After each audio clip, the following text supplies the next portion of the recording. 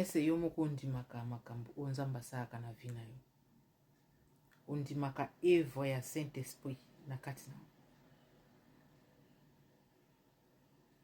yo moko se validaka osali mpe eloko ofandi otali obi nga moto nasali eloko nasali yango bien,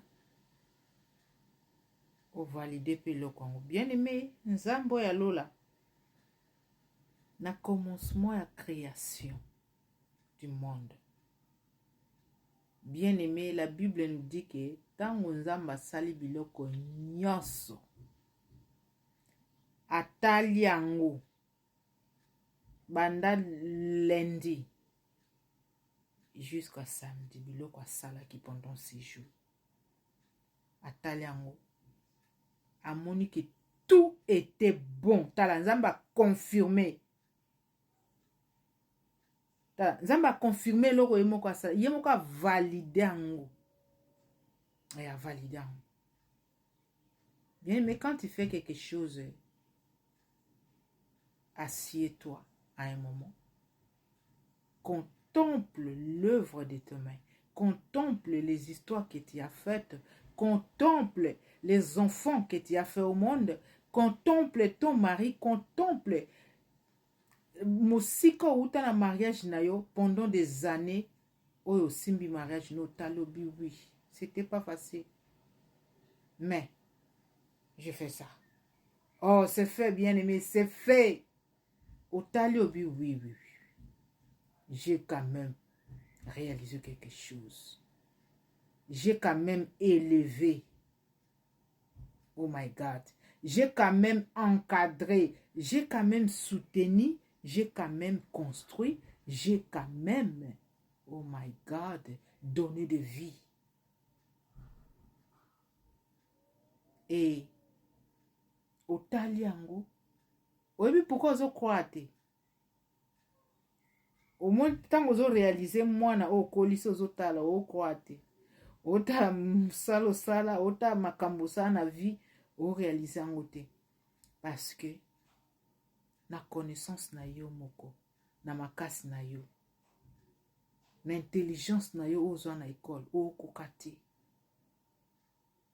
Tiko moto asunga yo za Saint-Esprit. Yo otunaka question, Saint-Esprit asalaka ndenge nini? Ta Saint-Esprit apesa makasi, Saint-Esprit motivaka. Yenda zaka premier conseiller ya vie na biso, Saint-Esprit. Mon esprit moko ebo ela ko sala te me ya ibso a motivé kende sala, ça ira, tu peux, tu as la force, tu peux. C'est le Saint-Esprit qui accomplit toutes les choses dans nos vies.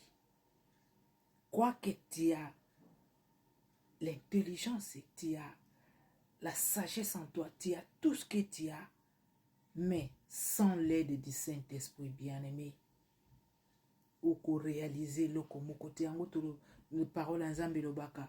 Tango Jésus, jour ascension, avec ça qui va disciple, abi ne quittez pas Jérusalem jusqu'à ce que Papa tinda Saint-Esprit wakozanabino jusqu'à fin des temps.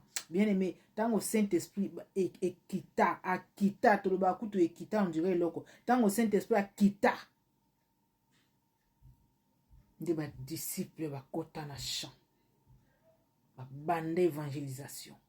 Bien aimé, peu importe ce que tu représentes, peu importe le niveau de ton intelligence, ba bengo Google, ba bengo 48 mémoire à ordinateur, n'importe so ba bengo na kombo nini.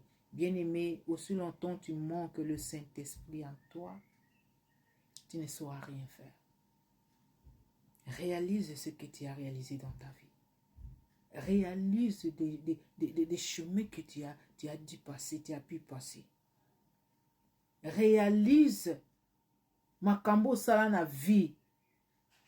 Pesa nzambe merci, loba merci Saint-Esprit. Loba merci Saint-Esprit. Parce que bamsusu pe bazalaki neti yo. Bazangi nini? Baleki okutu na makasi, baleki okutu na mayele, baleki na connaissance. Mais bango ba okoka te, mais yo okoka. Ah bien aimé, tu as le Saint-Esprit avec toi.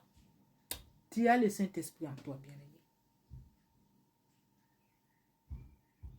siko pour réaliser eloko wana que Saint-Esprit azaka na yo banda kosala bazwa retrouviser tala vie na yo bando botama nzelo lekana tina ndenge okoma biloko sala na vie baninga na balekela epe kanzela wana ti bamsu bakufa bamsu bakota pe maternité ka neti yo babima te bamsusu pe basala examen d'état wana na mutu moko asala examen d'état 16 fois alemba na atika mais intelligent na classe. Est-ce que vous pouvez imaginer ça?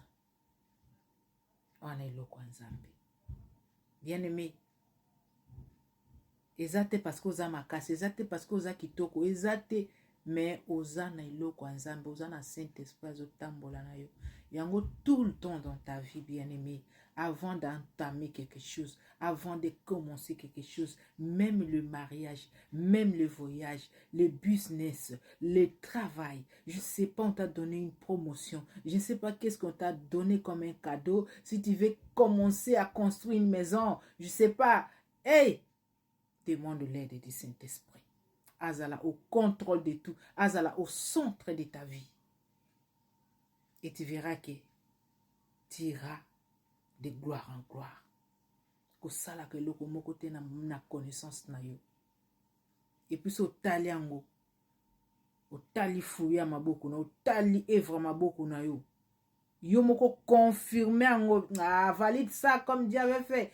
Valide l'œuvre de tes mains. Au tali ba no kumisi Nzambe. Au tali foyer na yo kumisi Nzambe. Ou bien merci Saint-Esprit. Merci tala moninga malamu yewana. Moninga conseil malamu. Aza permanent. Il est tout le temps. Intervention rapide yewana. Secours ya l'homme. C'est lui. Intime recours yewana. Notre point de référence sur le Saint-Esprit. Ah, Saint-Esprit vient et remplit une vie en ce moment. Moto zo kanga papa ce que bando comprendre te que yo moto evra kana misala o asalaka, fais-lui comprendre que c'est toi qui es au centre de toutes les choses. Loba merci Saint-Esprit. Ngana talaka yangai nabi Nzambe merci soki yote nanga moko na teki lisolo Goliath liboso le lobby na David. Et c'est pensant na ndenga normal. Na ndenga logique. Taille net ya David. Na ngambe ya mubali wana. 2,90 m. C'est David. Yemoko pe afanda azo mitabi. Hey! Metala. Saint-Esprit mutu mususu. Sonzamba zana yo. Wana ezaka na benga ngo ebunde lia solo. Wana molato etumba. Saint-Esprit. So tondi sami na Saint-Esprit bien-aimé. Waouh, passo la place déjà déjà plané. Yozo ya kaka ko accompli. Yozo ya kaka ko leka. Yozo ya kaka. Aïe, que le Saint-Esprit te localise. Que tu sois rempli par le Saint-Esprit. Que la puissance du Saint-Esprit te guide et te conduit à coacher, à motiver, à activer, à booster, à réaliser au nyon sozana au besoin. Que Dieu te bénisse. Shalom.